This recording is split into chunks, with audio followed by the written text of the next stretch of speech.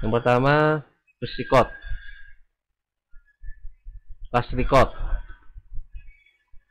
Untuk previous kita cek ini di last record.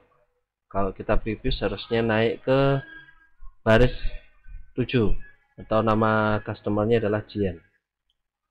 Seperti ini ya. Oke. Tombolnya sudah selesai. Ada first record, ada last record, ada previous, ada next. Contoh saya milih nasi kuning. Kita lihat di sini saya klik bagian nama atau kita klik bebas bagian manapun. Intinya saya memilih kode barang untuk nasi kuning. Apakah harganya langsung terisi? Kita cek. Oke.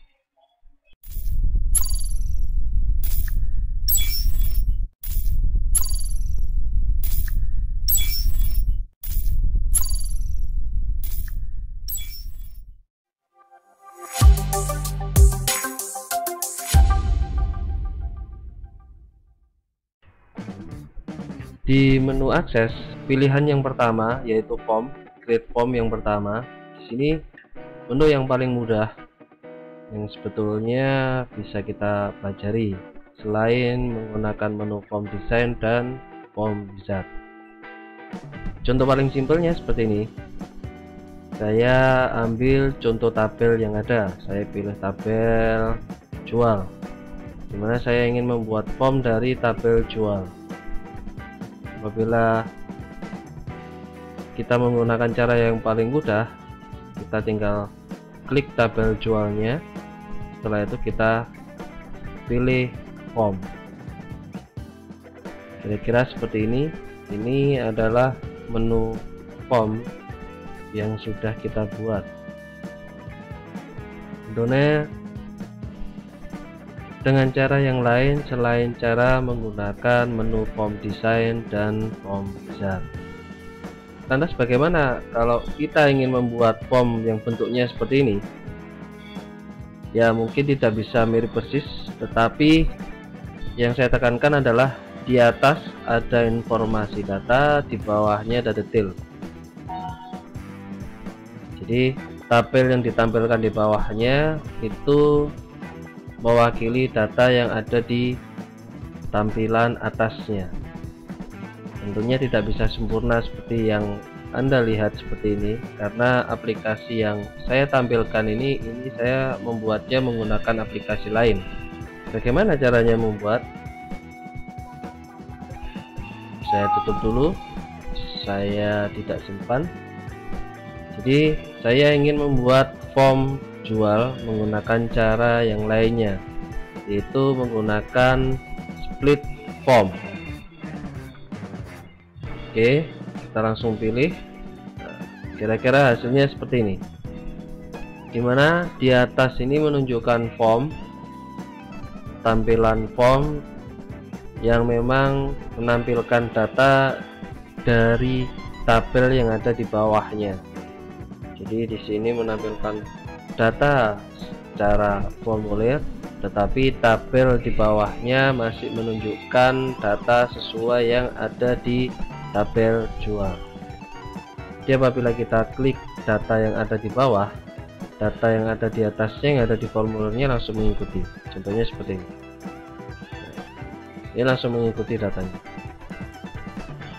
Ini data formulir dengan menggunakan split form, dimana selain membuat formulir yang ada di atasnya juga menampilkan data tabel jual pada bagian bawah formulir.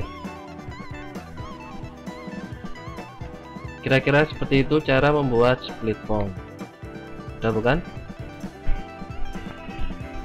Selanjutnya saya akan sedikit menambahkan beberapa hal tentang properti atau modifikasi yang bisa dilakukan pada form yang ada di Microsoft Access. Yang pertama adalah bagaimana menampilkan informasi properti atau informasi tentang komponen-komponen yang ada di form yang sudah kita buat. Jadi yang pertama kita klik property sheet. Nah, di sini menampilkan informasi tentang komponen-komponen yang ada di form yang sudah kita buat. Yang pertama ada format. Di sini juga dijelaskan beberapa informasi atau mungkin data. Di sini juga ada informasi, contohnya seperti control source. Di sini diinformasikan bahwa data text box yang ada di sini diambil dari tabel jual, di mana tabel jualnya itu mengambil dari kolom nama customer. Kira-kira seperti itu informasinya, dan lain sebagainya, text format, informasi dan lain sebagainya. Ada event juga. Nah, ini nanti saya juga berikan contoh. Ada on change, get focus, close focus dan lain sebagainya. Ada order. Ini name. Ini adalah penamaan text box ya. Dan tab yang terakhir adalah all. All ini adalah dari beberapa tab yang sebelumnya, di sini dijadikan satu. Ini cara menampilkan property sheet. Kenapa ini saya perlu beritahukan terlebih dahulu? Karena beberapa modifikasi yang akan saya tambahkan perlu bantuan property sheet untuk bisa memberikan informasi kepada kita dan membantu kita saat menyeting beberapa modifikasi yang akan saya tambahkan. Oke, kita langsung aja. Modifikasi yang pertama, saya ingin menambahkan tombol di bagian bawah blok yang sudah ada atau blok utama informasi tentang tabel jual. Di bawahnya saya akan menambahkan tombol navigasi. Oke, yang pertama kita menambahkan baris pada blok yang pertama. Oke, kita klik dulu bloknya seperti ini. Kita sampai keluar tombol plusnya ini, kita klik. Kemudian range, nah, kita tambahkan baris di bawah seperti ini. Nah, range yang paling bawah ini adalah baris yang kita tambahkan selain dari default yang sudah kita buat dari split from yang pertama tadi. Oke, tombol yang pertama saya letakkan di paling kiri bawah. Saya tambahkan tombol navigasi first record. Oke, di sini kita pilih tombolnya atau disebut button. Kita klik komponennya, kita letakkan di lokasi yang kita inginkan. Nah, seperti ini. Ini tombol navigasinya. Navigasi yang paling mudah dan default yang ada di Microsoft Access.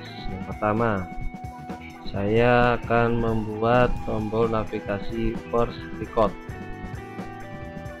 Jadi langsung menuju ke record pertama. Saya tidak menggunakan logo lain-lain selain logo yang sudah ada secara default. Kemudian klik next. Nah, di sini kita sebetulnya bisa merubah-rubah menggunakan teks atau menggunakan picture. Picture-nya juga ada row up atau menggunakan go first. Mungkin kalau logo yang seperti ini contohnya seperti yang ada di bagian tampilan paling bawah. Mungkin kita akan membuat contoh yang lainnya menggunakan row up di panah ke atas. Kemudian kita klik next. Kita beri nama, pemberian nama kepada button yang akan kita buat. Ini saya beri nama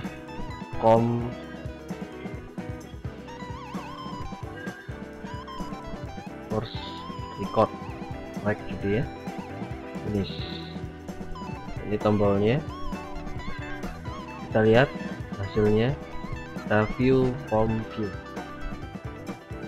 Apabila saya contoh, saya datanya ada di baris yang keempat atau nama customernya Sinta. Apabila kita klik tombolnya harusnya mengarah ke baris yang paling atas atau yang paling pertama. Nah, lupa ya, di mengarah ke baris yang paling pertama atau first record. Oke, kita kembalikan ke view, layout view. Sampingnya kita tambahkan tombol lagi untuk last record, karena di sini kolomnya terlalu besar. Kita pecah dulu, kita ke arrange, kita split. Kita split lagi, ini jadi split 2. Kita split lagi yang tengah sampai kecil kira-kira agar sesuai dengan kolom yang pertama. Nah, kira-kira seperti ini ya. Nah, yang masih kecil kita split juga agar sedikit rapi dan sama. Oke, tombol yang kedua yaitu adalah last record. Oke, kita ke tab desain, kita klik komponen button, kita letakkan di lokasi yang kita inginkan. Pilihannya tetap kategorinya record navigation. Kita pilih go to last record. Next. Kalau tadi kita pilih row up, sekarang kita pilih row down. Jadi biar logonya atau ikonnya sedikit berbeda. Next. Kita beri nama juga last track atau common last record, common button ya namanya, nama komponennya button, common button. Jadi ini penamaan untuk, sekali lagi penamaan untuk nama komponen yang kita gunakan.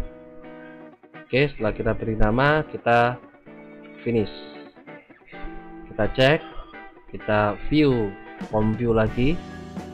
Ini ada di baris yang pertama ya, ini kan namanya Budi. Kita klik last record. Nah, akan menuju ke baris yang paling bawah atau yang paling akhir.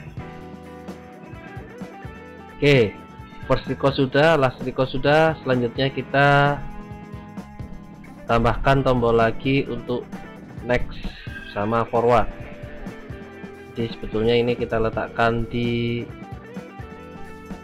kita ke view, layout view dulu. Nah, kita letakkan di sini, kita pindah. Nah, sini kita tambahkan previews sama next record. Oke, yang pertama kita tambahkan previews dulu.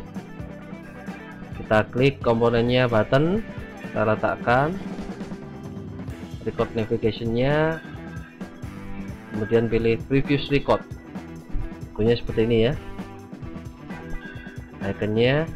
Oke, kita gunakan secara default saja. Next, kita beri nama ref. Sekali lagi ini penamaan untuk komponen yang kita gunakan. Kalau bisa diberi nama sesuai fungsinya. Finish. Oke, sekaligus kita tambahkan button juga untuk yang next. Kategorinya masih record navigation-nya. Setelah itu actionnya kita pilih next record. Ikonnya seperti ini. Nah, ini bisa arrow right atau go to next. Kita menggunakan go to next saja, karena untuk yang previous kita menggunakan default yang sama tampilan ikonnya. Next, kita beri nama lagi next track, common button next record. Ini seperti itu. Finish. Oke, hasilnya seperti ini ya. Kita cek view, home view tampilannya. Yang pertama first record,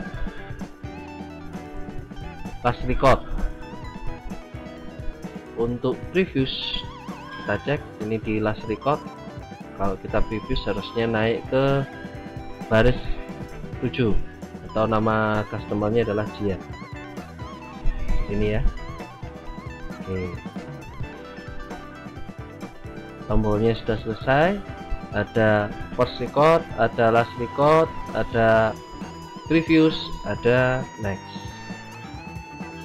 Kita tambahkan 2 tombol lagi, yaitu tombol untuk new record atau baris baru dan delete. Kita beri jeda.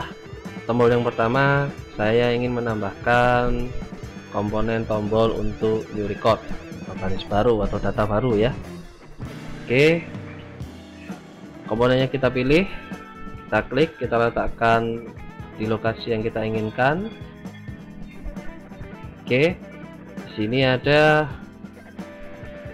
pilihan, ada record operation.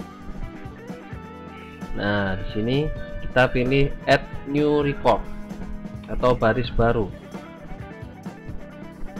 Kira-kira seperti itu, ikonnya seperti ini.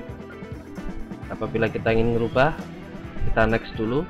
Nah, di sini ada pilihan picture-nya, ada pencil edit atau go to new. Kemudian next, kita beri nama untuk come new track atau command button new record. Itu kira-kira. Kemudian kita finish. Sekaligus kita tambahkan di sini untuk delete record. Oke, klik komponennya lagi, command button, kita letakkan ke lokasi yang kita inginkan. Pilih kategori record operation, kemudian pilih actionnya delete record. Ikonnya seperti ini. Kita next, kita bisa rubah trash can atau delete record. Oke, bila sudah kita pilih, kita next. Sekali lagi jangan lupa kita beri nama com del rec. Ini penamaan komponennya yaitu komponen delete record. Kemudian klik finish. Kita coba view form view. Apabila kita ingin menambahkan baris baru, kita pilih tombol add record. Oke, di bagian bawahnya langsung menambahkan. Di sini kita langsung bisa nulis nama customernya, Joko. Kode barangnya saya pilih Oskadon, kuantitinya 1, harganya berapa ya, kita mengacu dari sini. Oskadonnya 9.800. Oke, kita tulis di sini 9.800. Dan saat kita pindah di bawah, otomatis dihitung kuantitinya dikalikan harga, totalnya adalah 9.800. Ini form otomatis menghitung karena di tabel jual sudah ada rumus untuk menghitung perkalian kuantiti dikalikan harga. Makanya di form langsung otomatis mengikuti. Saya contohkan di sini, kita rubah 2. Setelah kita pindah ke baris berikutnya, akan otomatis menghitung. Kemudian apabila selesai, sudah kita rubah datanya ke next atau previews. Data yang kita tambahkan langsung ter-record otomatis. Itu untuk new record. Bagaimana untuk delete? Nah, saya contohkan untuk data nomor 8 karena tidak lengkap, saya ingin menghapus. Kita contohkan di sini tombolnya berfungsi atau tidak. Kita klik delete record. Robot to delete one record. Yes. Record nomor 8 terhapus. Itu modifikasi yang pertama untuk menambahkan tombol-tombol navigasi. Modifikasi yang kedua, saya ingin menambahkan fungsi untuk otomatisasi Tapi sebelum saya menambahkan fungsi otomatisasi, perlu saya sampaikan bahwa di sini saya akan menggunakan fungsi Microsoft yang lainnya, yaitu namanya adalah makros. Contohnya seperti ini, saya akan menambahkan record baru. Nah, di sini seperti yang sebelumnya saya contohkan, saya menambahkan data penjualan baru, nama customernya Siti. Seperti itu. Selanjutnya kita akan mengisi nama barangnya. Tapi di sini ada kode barang ya. Untuk penamaan barang tidak kita simpan. Nah, di sini ada, saya sudah membuat lookup wizard. Lookup wizard yang sudah saya buat di tabel jual. Combo buttonnya di sini saya menampilkan 3 kolom, yaitu kolom kode, kolom nama, kolom harga. Dimana maksudnya adalah dengan melihat combo button yang sudah saya buat, saya bisa melihat data nama barang, begitupun juga harga. Karena saat kita memilih data yang ada di sini, yang akan tampil di sini tidak nama barang maupun harga, tetapi kode barang saja. Saya contohkan, saya pilih barang Golda Poppy, saya klik namanya di sini. Kita lihat hasilnya, yang muncul adalah kode barang. Nah, kali ini bagaimana caranya agar saat saya memilih barang yang ada di combo button di sini, harganya otomatis terisi di kolom harga. Oke, kira-kira seperti itu modifikasi yang kedua yang ingin saya buat. Nah, kita langsung coba buat. Kita ke view dulu, layout view. Oke, yang pertama yang perlu kita ubah adalah kita memberi nama dari komponen text box harga. Di sini saya sudah menampilkan property sheet-nya. Jadi untuk text box harga, name-nya, jadi sekali lagi name komponennya di sini diberi nama harga. Name-nya ya, namanya. Karena control source-nya itu mengambil dari harga atau kolom harga dari tabel jual. Bisa dipahami ya. Di sini kita perhatikan 2 baris ini aja, name sama control source. Oke, control source ini adalah mengartikan bahwa data diambil dari kolom harga, dimana kolom harga yang ada di tabel jual, sedangkan name ini adalah penamaan dari text box sendiri atau komponen text box. Kenapa ini disebut text box? Nah, di sini ada komponen-komponen ini. Komponennya seperti ini. Ini namanya adalah text box. Muncul di bagian bawah ya. Kalau tadi kita menggunakan common button. Ini button namanya. Oke, sekarang untuk text box harga saya beri nama seperti ini. Saya tambahi depannya txt underscore, dimana artinya adalah teks harga. Kira-kira seperti itu. Kemudian saya klik di bagian bawahnya agar tersimpan. Jadi harga di sini atau text box di sini saya fokus ke namanya ya, karena ini komponen text box. Jadi komponen text box dari harga ini sudah bernama txt harga. Oke, yang pertama kita harus merubah nama. Yang kedua, kita harus juga merubah nama dari combo button atau combo button dari kode barang. Combo button dari kode barang di sini namanya adalah kode barang. Di sini saya rubah, saya tambahkan CMB. Oke, artinya combo button ya, bukan common button. Karena kalau common button ini button yang memang untuk tombol, tapi kalau combo ini bisa menampilkan data dengan data yang memang mengacu dari lookup wizard yang sudah kita buat di tabel jual sebelumnya. Yang pertama adalah merubah nama dari masing-masing komponen.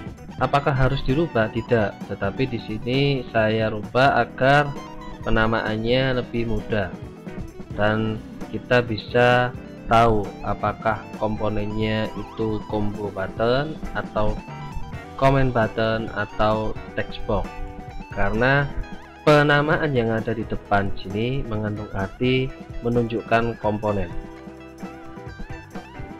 Oke, kira-kira seperti itu. Yang kedua, setelah yang pertama merubah nama-nama masing komponen, yang kedua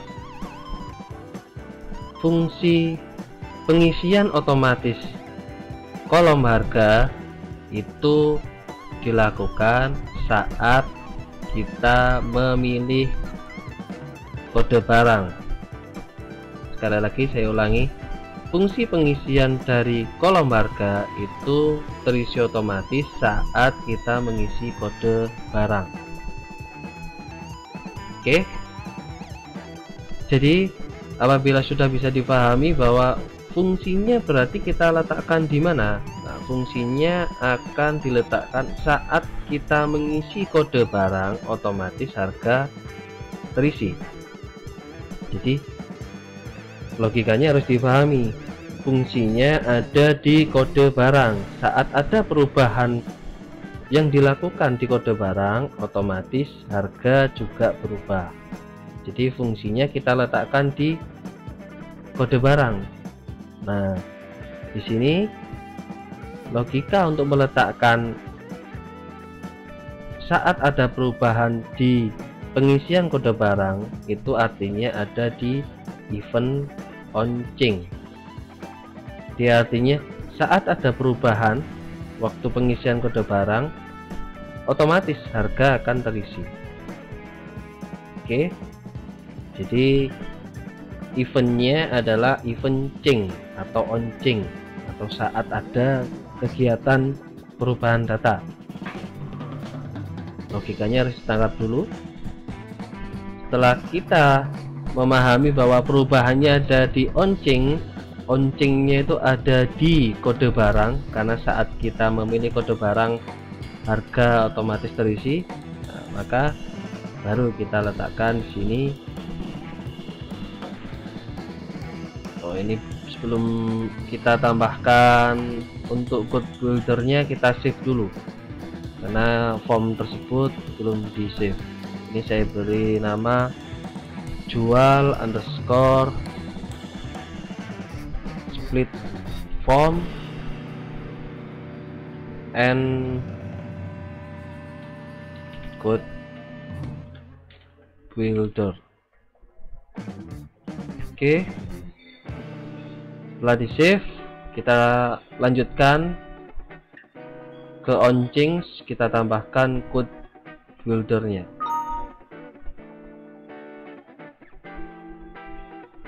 Oh maaf, ini belum di switch edit ya, view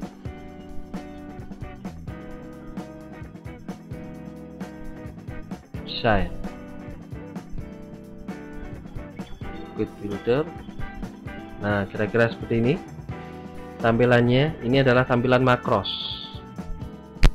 atau menu dari Microsoft Office, di mana ada menu lain dari program Microsoft yang kita sebut makros.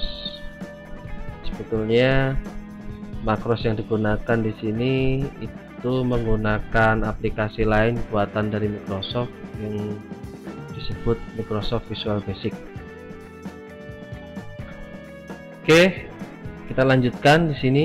Nah, di menu privat sub CMB kode barang, di sini artinya adalah ini nama komponennya ya. Komponennya tadi kan kita beri nama CMB, di mana adalah combo box. Kode barang, eventnya adalah change saat dilakukan perubahan. Oke, di sini kita tambahkan code-nya adalah Mi, yaitu combo box dari kode barang sendiri, dot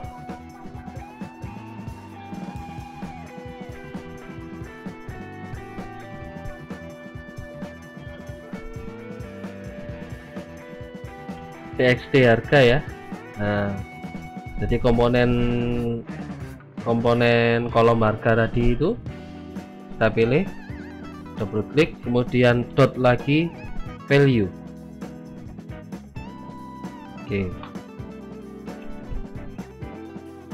di sini artinya adalah Mi, dimana dalam satu form dari form yang sudah kita buat, kemudian komponen teks harga, dimana komponen teks harga value nya atau nilainya diisi dengan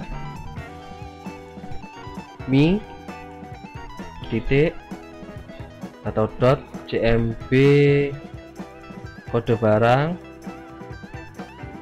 klik tab agar otomatis terisi, kemudian dot lagi,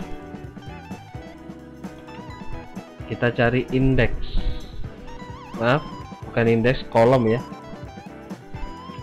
kolom, kita tulis CO gitu aja, langsung otomatis ada menu pilihannya, kita klik tab, kemudian kurung buka saya isi di sini 3, kurung tutup. Jadi artinya di sini Mi atau form jual itu sendiri untuk komponen teks harga, value nya atau nilainya diisi oleh Mi. Mi itu dari form tabel jual sendiri tadi, form yang sudah kita buat, diambil dari Mi komponen kode barang kolom ketiga. Jadi diingat ya, kolom ketiga, karena kolom pertama adalah kode, kolom kedua adalah nama, kolom ketiga adalah harga. Oke, logikanya sudah bisa dipahami. Kira-kira rumus untuk codingnya seperti ini, kita run, cancel, kita close. Oke, kita lihat hasilnya, kita pilih form view. Di sini saya ingin nambahkan record baru, atau sini kita menggunakan data yang sudah kita buat, city. Oke, kita pilih barangnya, contoh saya milih nasi kuning, kita lihat di sini saya klik bagian nama, atau kita klik bebas bagian manapun, intinya saya memilih kode barang untuk nasi kuning, apakah harganya langsung terisi, kita cek. Oke, harganya langsung terisi ya, ini 25.000. kita pilih lagi, coba contoh yang lainnya, Paramex ya, harga 12.500, kita cek. Nah, oke, setelah itu kita tinggal mengisi kuantitinya 2. Kita pindah ke kolom lainnya, otomatis di total antara kuantiti dikalikan harga. Oke, apabila selesai kita tinggal pindah ke previous atau next, tetapi data langsung tersimpan. Kira-kira itu modifikasi yang kedua. Anda bisa memodifikasi sesuka Anda, sesuai imajinasi Anda, agar bisa sesuai dengan kebutuhan Anda. Oke, sekian dulu dari saya. Terima kasih.